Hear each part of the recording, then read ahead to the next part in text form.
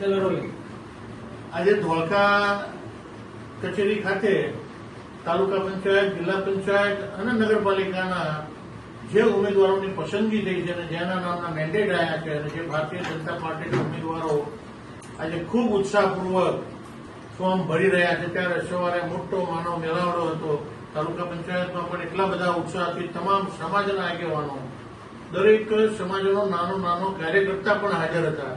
એવી જ રીતે નગરપાલિકામાં પણ 36 સીટોમાં અમારા કાર્યકર્તાઓએ કોઈ પણ પ્રકારના વિવાદ વગર જીતના ટાર્ગેટ સાથે આજે ફોર્મ ભરી દીધા છે અને આજે જીતની ખુશી મનાઈ હોય એવું કે જાણે અમે જીતી ગયા છે એવો માહોલ સાથે આજે તમામ 36, 22 અને 7 જિલ્લા પંચાયતોની સીટોએ આજે ફોર્મ ભરી દીધા છે.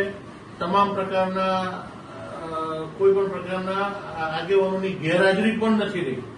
મુસ્લિમો પણ એટલા જ ખુશ છે ધોળકાથી કે આજે અમને પણ પ્રતિનિધિત્વ મળ્યું છે અને અમે મુસ્લિમોને પણ એટલે ટૂંકમાં તમામ સમાજના લોકોને ટિકિટ મળે એવી પણ અમે ખૂબ ધ્યાન રાખ્યું હતું. નાનામાં નાના દેવી પૂજક સમાજ હોય તો એને પણ અમે પ્રતિનિધિત્વ આપ્યું છે.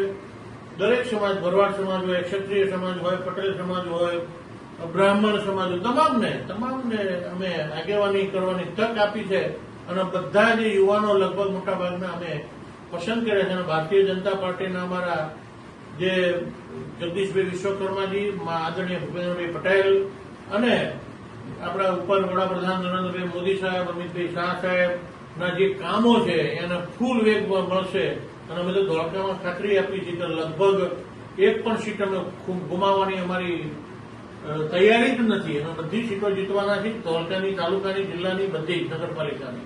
અને હું અત્યારે આપણા વતી માધ્યમથી મારા નેતાગીરી જગદીશભાઈ વિશ્વકર્મા અને ભૂપેન્દ્રભાઈ પટેલ અને અમારા નાયબ મુખ્યમંત્રી હર્ષભાઈ સંઘવી અને અમારા વિસ્તારના જેમણે 40 વર્ષથી નેતૃત્વ કર્યું છે, આદરણીય બાપુ ભૂપેન્દ્રસિંહ ચુડાસમા સાહેબે જે આ વિસ્તારમાં કામો કર્યા છે, એનું જે સામાજિક સમરસતા ગોઠવીને ગયા છે, એ મને વારસામાં આપી ગયા છે, એનો અત્યારે જે લાભ બધાને મળી રહ્યો છે એનો પણ અમે બધાએ ખરેખર અત્યારે આપણો અમદાવાદ જિલ્લા, આમાં ધોળકા તાલુકાના નગરપાલિકાના ઉમેદવારો હોય, જિલ્લા પંચાયતના ઉમેદવારો કે તાલુકા પંચાયતના ઉમેદવારો હોય, એ બધા જ આજે એમને પણ યાદ કરે છે કે એમણે પણ કરેલા કામોનું ફળ અત્યારે અમને બધાને મળી રહ્યું છે.